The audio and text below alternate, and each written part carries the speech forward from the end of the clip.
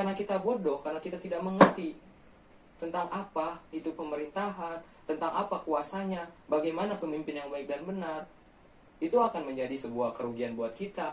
Negara kita akan hancur. Bismillahirrahmanirrahim. Assalamualaikum warahmatullahi wabarakatuh. Sebelumnya, perkenalkan, nama saya Muhammad Dipa Mujijat dari Universitas Muhammadiyah Jakarta dengan Fakultas Ilmu Sosial dan Politik dari Prodi Kesejahteraan Sosial. Kali ini saya akan membahas tentang negara dan pemerintah. Negara dan pemerintah merupakan suatu hal yang tidak dapat dipisahkan. Karena kenapa? Salah satu syarat sah berdirinya suatu negara yaitu memiliki pemerintahan. Nah, jadi itu tuh udah nggak bisa kita ubah-ubah, nggak bisa. Emang udah harus saling berkesinambungan karena memang seperti itu. Lantas apa yang harus kita ketahui tentang negara dan pemerintah? Sebelumnya kita harus mengetahui dulu apa itu negara. Negara adalah institusi yang terdiri dari sekelompok orang di suatu wilayah yang memiliki tujuan yang sama. Sedangkan pemerintah adalah seseorang yang menjalankan dan membantu seluruh orang yang ada di wilayah tersebut untuk mencapai kemajuan. Itulah pengertian dari pemerintah dan negara.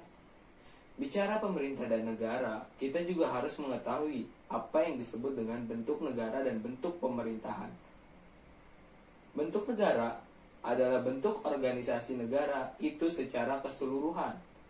Maksudnya adalah sesuatu yang kita lihat dari luar kepada suatu negara tersebut. Itu disebut bentuk negara. Sedangkan bentuk pemerintahan adalah bentuk penyelenggaraan pemerintah, atau bahasa gampangnya bagaimana cara pemerintah tersebut menjalankan suatu pemerintahan, bagaimana cara pemerintah untuk menjalankan suatu pemerintahan. Nah, bentuk negara dan pemerintah ini bermacam-macam jenisnya. Dimulai dari zaman Yunani, yaitu zamannya Plato dan Aristoteles, dan sampai sekarang nih zaman fase modern itu berbeda. Kita bahas dulu yang namanya bentuk pemerintah dan dari zaman ke zaman dulu ya, dari zaman klasik dulu, zaman Yunani kuno, yaitu dari Plato, Aristoteles, dan Polybius. Kita minum kopi dulu sebentar. Plato sebelumnya mengartikan bentuk negara dan pemerintahan itu selalu berubah-ubah. Plato membagi menjadi 5, yaitu aristokrasi, timokrasi, oligarki, demokrasi, serta tirani. Dan yang kalau diperhatikan pengertiannya, ini adalah suatu kesinambungan. Kenapa?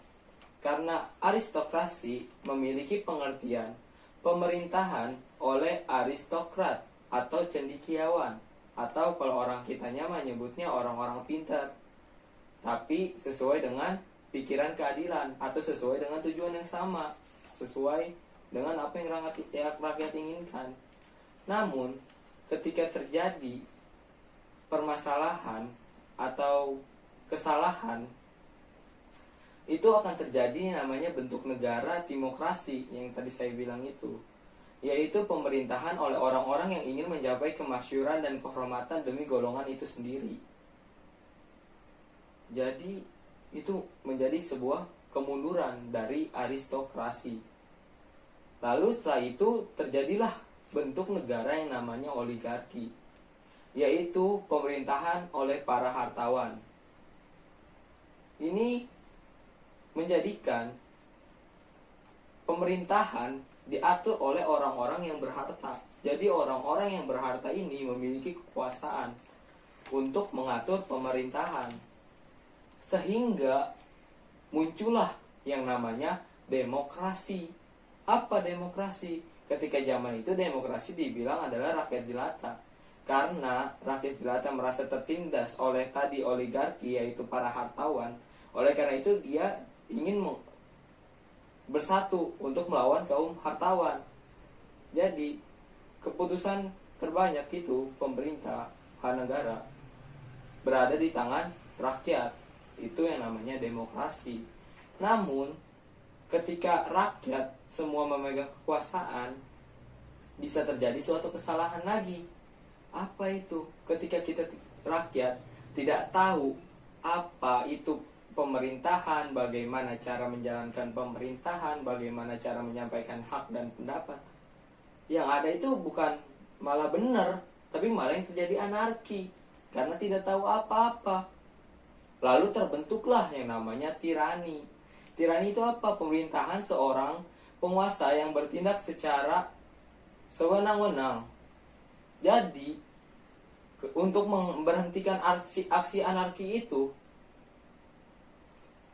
pemerintah tirani harus mengambil keputusan yang sesuai haknya. Dan ini menjadikan suatu negara ini tidak ada yang namanya demokrasi, tetapi udah sesuka-suka pemimpinnya aja, kayak gitu. Minum dulu ya. Biasa sambil ngopi. Namun seiring berjalannya waktu, Plato mengemukakan lagi perkembangan ajarannya, yaitu bentuk negara dibagi menjadi dua. Apa aja? Yang pertama ada ideal form atau bentuk kesempurnaan dari suatu negara, dan yang kedua ada corruption negara atau corruption form atau bentuk buruk dari suatu negara. Nah, itu tuh dibagi lagi nih. Ideal form itu terdiri dari monarki, aristokrasi, dan demokrasi. Ideal form tadi apa? Bentuk kesempurnaan suatu negara. Oke. Nah, monarki itu apa? Bentuk pemerintahan yang dipegang oleh raja sebagai pemimpin tertinggi dan dijalankan untuk kepentingan orang banyak. Bagus nggak? Bagus monarki ini. Yang kedua ada aristokrasi. Pemerintahan yang dipegang oleh orang-orang cendekiawan atau orang yang pandai dengan tujuan yang bagus juga untuk kepentingan bersama, tidak memihak golongan. Yang ketiga itu ada demokrasi. Nah, di zaman yang ini nih, perkembangan ajarannya, demokrasi ini diartikan pemerintahan yang dipegang oleh rakyat. Lalu yang kedua tadi, corruption form, bentuk buruk suatu negara, yaitu ada tirani. Tirani ini apa? Pemerosotan dari monarki. Yang monarki yang artinya tadi pemerintah yang dipegang oleh raja sesuai kepentingan orang banyak. Nah, ini tirani sesuai kepentingan golongannya saja. Misalkan saya orang Sunda, jadi pemimpin nih, jadi presiden saya, amin ya. Saya jadi presiden. Terus saya lebih mihak ke orang Sunda aja, tanpa melihat Jawa, Sumatera. Nggak boleh kayak gitu. Di dalam suatu negara itu terdiri dari beberapa suku, apalagi Indonesia. Masa iya sih? Nah, ini nggak boleh tirani ini. Jadi sebuah pemerosotan dari monarki. Yang kedua itu ada oligarki. Ini pemerosotan dari aristokrasi, di mana pemerintahan dipegang orang yang pandai. Orang yang pandai ini, ketika dia pandai, bisa saja dia menjadi orang yang gila harta, gila kekuasaan. Ini yang nggak boleh. Sehingga muncullah yang tadi, hartawan, orang-orang kaya yang memegang kekuasaan. Lalu yang ketiga apa? Mobokrasi, pemerosotan dari demokrasi. Apa itu tadi? Tadi rakyat yang tidak mengerti apa itu pemerintahan, rakyat yang tidak tahu bagaimana itu pemerintahan, dan berpendapat seenaknya. Yang terjadi apa? Kehancuran, anarkis. Jadi nggak bisa kita sebagai negara yang demokrasi tapi tidak tahu mengenai pemerintahan, itu tidak bisa. Yang kedua, saya pernah baca di salah satu kutipan dari filsuf Plato, salah satu hukuman menolak berpartisipasi dalam politik adalah kamu akhirnya diperintah oleh orang yang tidak kompeten. Tuh, dari sini kita tahu mobokrasi ini nggak baik ya kan, dari kata Plato ini. Kamu akhirnya diperintah orang yang tidak kompeten. Karena kita bodoh, karena kita tidak mengerti tentang apa itu pemerintahan, tentang apa kuasanya, bagaimana pemimpin yang baik dan benar, itu akan menjadi sebuah kerugian buat kita. Negara kita akan hancur, apalagi kita sebagai mahasiswa. Sangat disayangkan. Sangat-sangat disayangkan. Jadi oleh karena itu dari kutipan Plato ini kita belajar. Bukan hanya mahasiswa seharusnya. Dari hati nurani warga negara aja deh. Siapa sih yang ingin negara kita jatuh? Nggak ada. Oleh karena itu apa? Kita harus sebagai bangsa yang cerdas, kita harus belajar. Kayak gitu. Oke, kita minum kopi dulu ya. Selanjutnya ada pendapat dari Aristoteles. Menurut Aristoteles terdapat 7 bentuk negara, yaitu sebagai berikut. Ya, ada monarki. Nah, monarki ini kalau simpelnya ya, kalau Aristoteles ini membagi bentuk pemerintahan itu sesuai dengan perorangan gitu, kayak kalau misalkan dipimpin satu orang itu namanya apa, dipimpin beberapa orang itu namanya apa, terus kalau banyak orang itu namanya apa, ya kan? Nah, jadi dibentuklah 7 bentuk negara. Yang pertama itu monarki, pemerintahan oleh satu orang guna kepentingan seluruh rakyat. Bagus, tapi ada lagi kemundurannya. Jadi setiap yang ada bentuk negara yang ideal pasti ada yang tidak, ini kehancurannya, keburukannya, yaitu tirani. Tirani adalah pemerintahan oleh satu orang untuk kepentingan dirinya sendiri, egois, otoriter pemimpinnya, kayak gitu. Terus yang ketiga ada aristokrasi. Aristokrasi ini adalah pemerintahan oleh sekelompok orang, yaitu para cendekiawan guna kepentingan seluruh rakyat. Nah, aristokrasi ini pemerintahan oleh sekelompok orang, jadi beberapa orang yang mempunyai tujuan yang sama untuk memajukan seluruh rakyat. Bagus ini. Tapi ada lagi tadi pemerosotannya sama seperti Plato. Oligarki. Oligarki adalah pemerintahan oleh sekelompok orang guna kepentingan kelompok. Yang tadi saya bilang, misalnya sebagai orang Sunda, jika saya jadi pemimpin jangan ke Sunda doang, saya juga harus ke Jawa, Sumatera, karena budaya kita mah emang bagus-bagus. Sunda punya kujang, ya kan? Jawa punya keris, kayak gitu. Banyaklah macam-macamnya. Negara kita ini beragam soalnya. Jadi nggak bisa kalau misalkan pemimpin kita hanya ya golongannya sendiri. Apalagi kan kalau di kita mah ya ada yang namanya partai kan. Nah, kalau mau nyalonin presiden tuh harus jadi di partai dulu kan. Nanti kalau pihak partainya doang, salah lah. Gak bisa kayak gitu. Oke. Selanjutnya ada plutokrasi.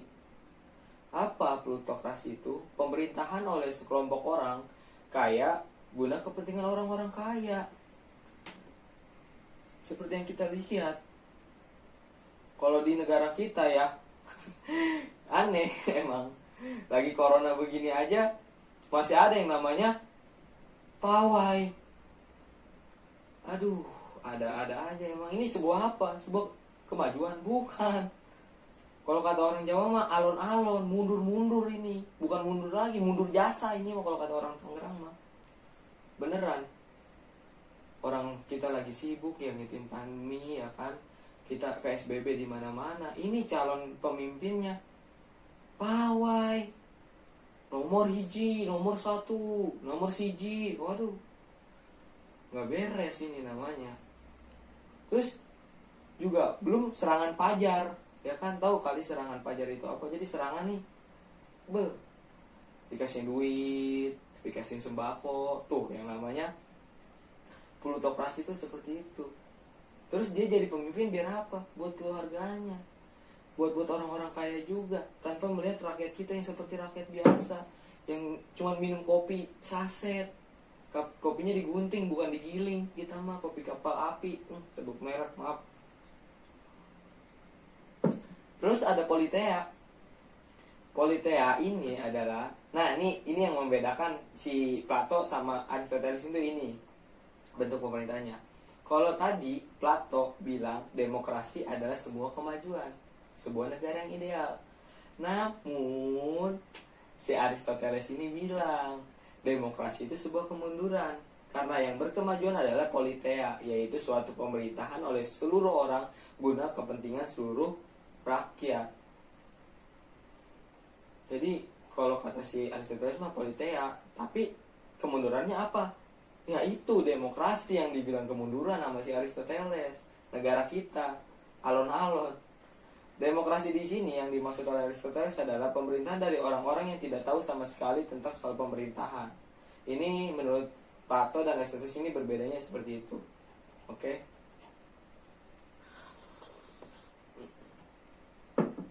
Lalu ada Polybios. Polybios ini bisa dibilang seperti ini, lingkaran, ya.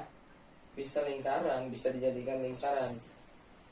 Bisa dibilang lingkaran karena sama aja sebenarnya, sama kayak Plato ataupun Aristoteles, itu sama aja. Di sini pertama, negara itu awalnya bentuk monarki. Monarki ini apa? Sifatnya baik untuk kepentingan rakyat dan dipegang oleh satu orang.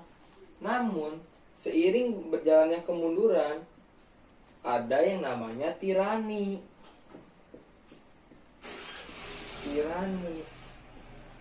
Tirani apa? Ini sifatnya jelek. Kepentingan sekelompok orang dipegang oleh beberapa orang bangsawan. Jadi dipegang sama bangsawannya sendiri gitu. Nah, setelah itu ada apa? Aristokrasi.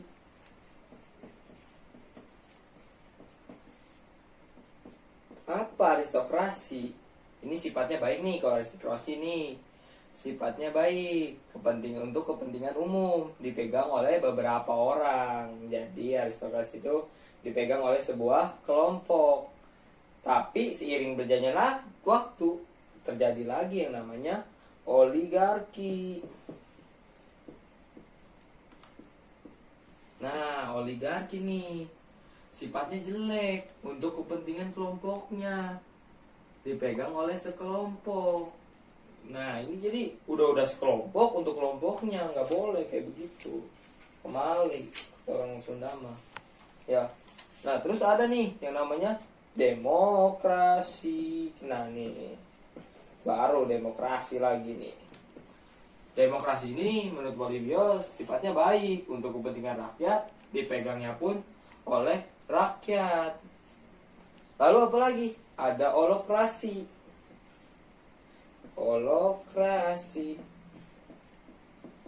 Holokrasi ini sifatnya jelek, kepentingan pribadi, dipegang oleh beberapa orang saja. Tapi untuk kepentingan pribadi. Lalu udah kembali lagi, adanya pemimpin yang baik. Udah jadi kayak begini, muter-muter aja siklusnya. Kalau menurut Polybios itu seperti itu. Ya, ngopi dulu kita. Lalu nih, ini zaman pertengahan juga ada, ya. Tapi zaman pertengahan itu hampir sama kayak sekarang. Cuman bedanya di sana cuma ada dua, kayak ada monarki sama federal gitu. Jadi kalau monarki itu oleh raja, kalau federal itu sama presiden. Kayak gitu doang bedanya. Nah, untuk yang zaman sekarang, seperti yang kita ketahui, bentuk negara itu terdiri jadi dua. Ada negara kesatuan sama negara serikat atau federal, ya kan? Negara kesatuan itu apa? Negara yang bersusun tunggal, hanya satu negara saja. Tidak terdapat negara di dalam negara. Hanya ada satu pemerintahan yang berdaulat. Adanya pemerintahan pusat, dan daerah. Maksudnya kayak gitu. Jadi ada dua. Tapi tetap yang pemerintahnya yang berdaulat. Yang mana? Yang pemerintahan pusat. Dan adanya sentralisasi dan desentralisasi. Bentar, sebelum ngejelasin adanya sentralisasi, kita minum dulu bentar ya. Sentralisasi adalah pemerintahan yang langsung dipimpin oleh pemerintah pusat, sementara pemerintah daerah di bawahnya melaksanakan kebijakan pemerintah pusat. Model pemerintahan Orde Baru di bawah pemerintahan Presiden Soeharto adalah salah satu contoh sistem pemerintahan model ini. Sentralisasi itu pemerintahan yang langsung dipimpin oleh pemerintahan pusat, sementara pemerintahan daerah di bawahnya melaksanakan kebijakan pemerintahan pusat. Jadi enak gitu ya, cuman pusatnya doang tuh. Terus juga ada kekurangan dan kelebihannya dari sentralisasi ini. Keuntungan dari sistem sentralisasi, yang pertama adanya keseragaman peraturan di seluruh wilayah negara. Terus adanya kesederhanaan hukum karena hanya ada satu lembaga yang berwenang membuatnya. Terus kerugian sistem sentralisasi ini apa? Bertumpuknya pekerjaan pemerintahan pusat, kasihan. Jadi sering nih menghambat kelancaran jalannya pemerintahan tuh. Jadi misalkan nih pemerintahan pusat ngadain BPJS ya kan, karena pemerintahan pusatnya doang yang mikirin kayak gitu, jadi ribet, nggak nyampe tuh namanya ke daerah, ke rakyat kecil seperti kita itu nggak nyampe. Terus ada peraturan kebijakan dari pusat yang tidak sesuai dengan kebutuhan daerah. Jadi misalkan si Sunda lagi banjir misalkan ya, tapi pemerintahan pusatnya ini karena saking banyaknya mengatur semua negara, jadi malah ini mau ngadain hujan buatan, kan nggak nyambung gitu ibaratnya kan. Jadi nggak bisa kayak gitu. Sentralisasi ini zamannya Soeharto nih. Lalu daerah-daerah lebih bersifat pasif tuh, yang tadi saya bilang lagi, enak jadi ininya. Jadi cuma menunggu perintah dari pusat, jadi melemahkan sendi-sendi pemerintahan demokratis karena kurangnya inisiatif dari rakyat. Nah, kenapa dulu zaman Pak Harto disebut otoriter? Ya karena gini, sentralisasi gitu. Dah, itu ini dulu, kita ngopi dulu ya. Lalu ada desentralisasi. Kepala daerah diberikan kesempatan dan kewenangan untuk mengurus urusan pemerintahan di wilayah sendiri. Sistem ini dikenal dengan istilah otonomi daerah seperti di kita. Sistem pemerintahan massa reformasi di Indonesia dengan sistem otonomi khusus dapat dimasukkan ke dalam mobil ini. Nah, sekarang kita sudah masuk di dalam desentralisasi. Seperti yang kita diketahui, bentuk negara kita adalah bentuk negara kesatuan dan menganut yang namanya desentralisasi. Karena kenapa? Karena kita terdiri atas pemerintahan pusat dan pemerintahan daerah. Dan pemerintahan daerahnya juga masing-masing. Ya kan? Jadi contoh gini, pemerintahan pusat yaitu pemerintah nih. Ya kan, ada pemerintahan daerah, daerah Jakarta misalkan, daerah Bandung, daerah Tangerang, Banten misalkan. Emang kebijakannya sama? Enggak. Di Jakarta PSBB, di Bandung enggak. Di Tangerang ada PSBB, di Jakarta kemarin udah enggak. Sehingga berbeda-beda. Ada juga kekurangan dan kelebihannya. Ada. Mari kita bahas. Keuntungan dari sistem desentralisasi, pembangunan daerah akan berkembang sesuai dengan ciri daerah itu sendiri. Sunda, Jawa, tapi tetap satu. Terus yang kedua, peraturan dan kebijakan di daerah sesuai dengan kebutuhan dan kondisi dari itu. Jadi sesuai gitu. Kalau misalkan banjir, yang menanggulangi banjir, bukan dibikin hujan buatan kayak tadi sentralisasi, nggak bisa kayak gitu. Terus tidak bertemunya pengerjaan pemerintah pusat sehingga pemerintahan dapat berjalan dengan lancar. Benar, jadi ngalir gitu kan. Terus juga ada partisipasi dan tanggung jawab masyarakat terhadap daerahnya akan meningkat. Jadi masyarakat juga sadar karena gerakan dari pemerintahan daerahnya, ya sadar untuk meningkatkan tanggung jawab masyarakat. Terus juga ada penghematan biaya karena sebagian ditanggung sendiri oleh daerah tersebut. Sedangkan kerugian sistem desentralisasi adalah ketidakseragaman peraturan dan kebijakan serta kemajuan pembangunan. Tapi jangan salah, ini merupakan ciri dari Indonesia. Sekali lagi, kita beragam. Jadi kita walaupun beragam, berbeda-beda tapi tetap satu, Bhinneka Tunggal Ika. Mantap. Selanjutnya ada negara serikat. Negara serikat ini gabungan dari negara-negara. Wah, gimana tuh negara-negara? Jadi negara-negara tersebut awalnya adalah negara yang merdeka, berdaulat dan mandiri. Namun karena disatukan, negara tersebut menggabungkan diri pada negara serikat nih, dengan konsekuensi harus melepaskan sebagian kekuasaannya. Jadi nih kekuasaannya itu harus nama pemerintah negara pusatnya itu. Jadi ada negara dalam negara gitu.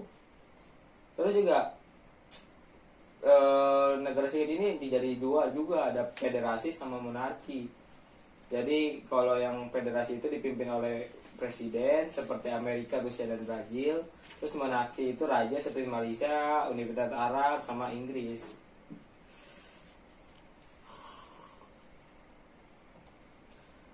Selanjutnya ada pembagian kekuasaan bentuk negara, yaitu negara, kesatuan dan serikat. Jadi itu doang sih sebenarnya.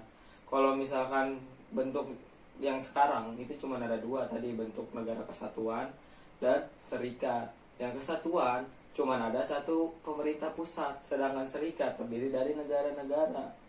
Satu negara tapi terdiri negara-negara lain, misalkan kayak di Amerika. Ada negara Amerika nih, pemerintah negara A, Amerika namanya. Tapi ada juga negara bagian A, negara bagian B, negara bagian C, dan itu mengurusi sendiri. Sedangkan sistemnya itu cuma hanya dari negara A misalkan, udah lapor ke negara Amerika, cuman dalam satu lingkungan, yaitu negara Amerika namanya. Begitu. Terus yang kedua, bentuk pemerintahan untuk saat ini ada dua, yaitu republik, presiden, dan monarki, raja. Nah, kalau ngomongin bicara Indonesia, pemerintahan Indonesia, sudah saya sebutin bahwa negara kita ini dalam bentuk kesatuan dan menganut desentralisasi seperti itu. Dan kalau saya berpesan dari ini dari saya, agar demokratis kita berjalan lancar, kita sebagai rakyat kita harus juga belajar mengenai apa itu pemerintahan, bagaimana cara berpendapat dengan baik, bagaimana pemerintahan yang baik seperti apa, bagaimana kebijakan-kebijakan yang baik yang harus dilakukan oleh pemerintah, apa yang harus dilakukan sebagai rakyat, bagaimana hak dan kewajiban negara. Itu penting teman-teman semuanya. Jadi kita harus bisa belajar agar demokrasi ini tidak menjadi tadi mobokrasi yang seperti Pak Ato bilang, jangan sampai jadi kehancuran karena rakyatnya bodoh. Kita sebagai mahasiswa memiliki peran penting untuk ini. Jadi panjang umur buat mahasiswa, semoga kita semua sukses. Terima kasih. Cukup sekian dari saya, Muhammad Dipa Mujijat. Salam mahasiswa. Wassalamualaikum warahmatullahi wabarakatuh.